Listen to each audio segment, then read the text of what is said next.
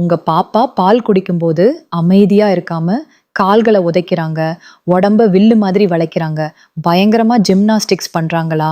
ஐயோ! குழந்தைக்கு வயிறு வலிக்குதோ, பால் ஜீரணம் ஆகலையோன்னு பயப்படுறீங்களா? இதுக்கு பின்னாடி 3 சாதாரண காரணங்கள் இருக்கு தோழி. உங்க மார்புல பால் ரொம்ப வேகமா பீறிட்டு வந்தா, அத சமாளிக்க முடியாம பாப்பா உடம்ப வளைப்பாங்க. பால் குடிக்கும்போது காத்து உள்ள போயிருந்தா, அது வயித்துல முட்டிட்டு இருக்கும். அத வெளியில தள்ளத்தான் கால்கள உதைப்பாங்க.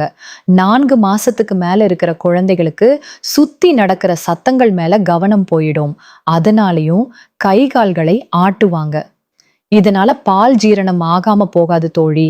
ஆனா கேஸ் இருந்தா வயிறு வலிக்க வாய்ப்பு இருக்கு.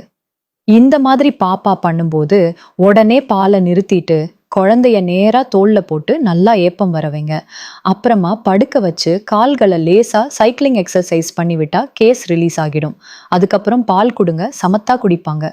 ஜிம்னாஸ்டிக்ஸ் பண்ணா தோள்ல போடுங்க தோழி, பயப்படாதீங்க. இந்த யதார்த்தமான வீடியோவை மத்த புது அம்மாக்களுக்கும் ஷேர் பண்ணுங்க. நம்ம சேனலை சப்ஸ்கிரைப் பண்ணிக்கோங்க.